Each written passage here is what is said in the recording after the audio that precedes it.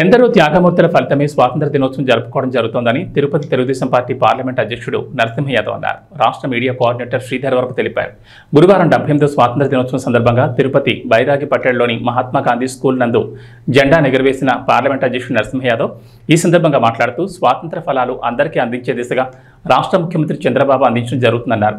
అదేవిధంగా రాష్ట్ర విద్యాశాఖ మంత్రి నారా లోకేష్ విద్యార్థులకు మంచి విద్యను అభ్యసించేందుకు తన వంతు కృషి చేస్తున్నారని తెలిపారు. ఈ కార్యక్రమంలో తెలుగుదేశం పార్టీ నాయకులు బీసీ కృష్ణ యాదవ్ విద్యార్థులు పాల్గొన్నారు. మరియు స్టాఫ్ మరియు పిల్లలందరికీ కూడా మీ అందరికీ గాంధీజీ నెహ్రూజీ కన్న కలలు బడుగు బలహీన వర్గాలను ఉద్దేశించి అంబేద్కర్ రచించిన రాజ్యాంగ స్ఫూర్తి ఎందరో త్యాగజనుల మహనీయుల ప్రాణాల త్యాగాలతో మన స్వతంత్ర దినోత్సవం స్వతంత్రం సిద్ధించింది.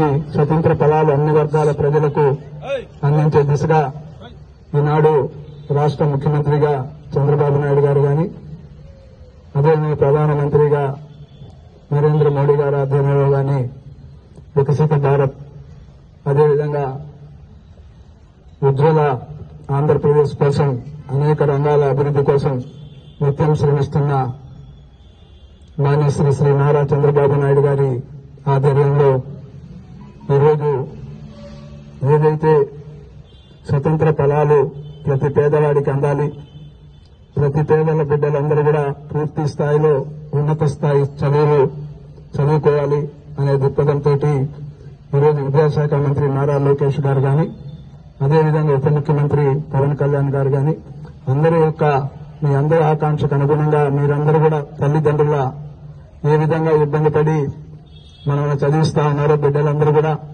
మీరందరూ కూడా పూర్తి స్థాయిలో ఈ యొక్క మనం చూస్తా ఉన్నాం జాతీయ స్థాయిలో అంతర్జాతీయ స్థాయిలో మన వాళ్ళందరూ కూడా మన జాతి కీర్తి పతాకాన్ని ఏ విధంగా ఎగురవేస్తూ ఉన్నారో అన్ని రంగాల్లో కూడా మీరందరూ కూడా పిల్లలందరూ కూడా మీకు మంచి ఉజ్వల భవిష్యత్తు ఉండాలని కూడా కోరుకుంటూ సెలవు తీసుకుంటాను. జై హింద్.